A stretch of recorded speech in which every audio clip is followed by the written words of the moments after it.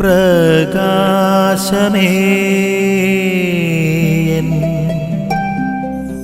മിഴി തുറക്കുക വേഗം. ഈശോമിശിഹായ്ക്ക് സ്തുതിയായിരിക്കട്ടെ. സ്നേഹമുള്ളവരെ, വചനദീപ്തി എന്ന വചന വിചിന്തനത്തിലേക്ക് സ്വാഗതം. ഇന്ന് ജനുവരി 17 വെള്ളിയാഴ്ച, പത്രോസ് പൗലോസ് ലിഹന്മാർ തിരുനാൾ സീറോ മലബാർ സഭയിൽ ആഘോഷിക്കുന്ന ദിവസമാണ്. ഇന്നത്തെ വായനയ്ക്കായി നിർദ്ദേശിച്ചിരിക്കുന്ന മത്തായി എഴുതിയ സുവിശേഷം 16 അധ്യായം 13 മുതൽ 19 വരെയും യോഹന്നാൻ്റെ സുവിശേഷം 21 അധ്യായം 15 മുതൽ 19 വരെയുള്ള വാക്യങ്ങളാണ്. എന്ന് ഒരു വാക്യം ഞാൻ വായിക്കട്ടെ. മത്തായി 16, 18, 19 വാക്യങ്ങൾ. ഞാൻ നിന്നോട് പറയുന്നു, നീ പത്രോസാണ്. ഈ പാറമേൽ എൻ്റെ സഭ ഞാൻ സ്ഥാപിക്കും. നരക കവാടങ്ങൾ അതിനെതിരെ പ്രബലപ്പെടുകയില്ല. സ്വർഗരാജ്യത്തിൻ്റെ താക്കോലുകൾ നിനക്ക് ഞാൻ തരും. നീ ഭൂമിയിൽ കെട്ടുന്നതെല്ലാം സ്വർഗത്തിലും കെട്ടപ്പെട്ടിരിക്കും, ഭൂമിയിൽ അഴിക്കുന്നതെല്ലാം സ്വർഗത്തിലും അഴിക്കപ്പെട്ടിരിക്കും. പത്രോസിന് നൽകുന്ന പരമാധികാരത്തിൻ്റെ ഒരു സൂചനയാണിത്. സാഹചര്യം ഇതാണ്. യേശുവിൻ്റെ പരസ്യത്തിൻ്റെ പകുതിക്കാലമായി ഗലീലയുടെ വടക്കേയറ്റത്ത് കേസരിയ ഫിലിപ്പിയിൽ വെച്ചാണ് സംഭവം.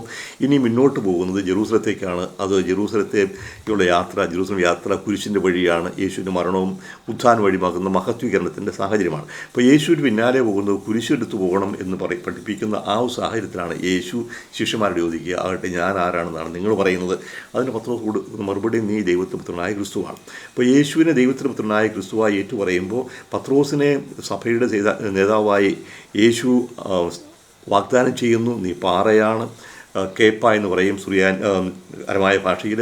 കേപ്പ എന്നാണ് പേരും. അപ്പോൾ കേപ്പ എന്ന് പറഞ്ഞാൽ പാറ എന്നാണ് അർത്ഥം.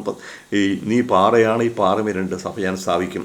യേശു പത്രോസിനെ സഭയുടെ അടിസ്ഥാനമാക്കി മാറ്റുന്നു.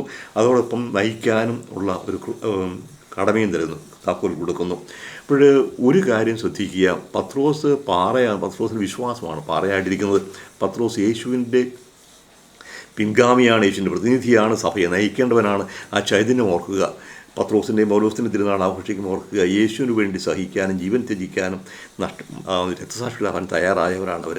അപ്പോൾ എൻ്റെ വിശ്വാസം യേശുവിൻ്റെ പിന്നാലെ പോകുമ്പോൾ സഹനം ഏറ്റെടുക്കാനുള്ള സ്ഥാനത്തിനുണ്ടാകണം. മറ്റുള്ളവരെ സഹിപ്പിക്കുകയല്ല, കുരിശ് ചുമക്കാൻ തയ്യാറാകണം. ഞാൻ ഏറ്റെടുക്കണം, സഭയെ നയിക്കണം യേശു ആഗ്രഹിക്കുന്ന വിധത്തിൽ. അതിനുവേണ്ടി ജീവൻ പോലും നഷ്ടപ്പെടുത്താൻ തയ്യാറാകണം. നമ്മൾ ഒരുപാട് മതപീഡനങ്ങളിലൂടെ കടന്നു പോകുന്ന സാഹചര്യമാണ്. പത്രോസിൻ്റെയും പൗലോസിൻ്റെയും തിരുനാൾ ആഘോഷിക്കുമ്പോൾ അവരുടെ വിശ്വാസവും വിശ്വാസത്തിന് വേണ്ടി അവർ നടത്തിയ ത്യാഗവും അവരുടെ ജീവത്യാഗവും നമ്മൾ ഒരു മാതൃകയാവട്ടെ. ഏതു ത്യാഗം സഹിച്ചും യേശുവിനോട് ചേർന്ന് നിൽക്കാൻ, യേശുവിൻ്റെ വചനമനുസരിച്ച് ജീവിക്കാൻ, ആ വചനം മറ്റുള്ളവർ പ്രഘോഷിക്കാൻ പത്രോസ് പൗലോസ് ലിഹന്മാരുടെ തിരുനാൾ നമുക്കൊരു പ്രചോദനമാകട്ടെ എന്ന് നമ്മൾ അനുഗ്രഹിക്കട്ടെ. വഴിയേ നടക്ക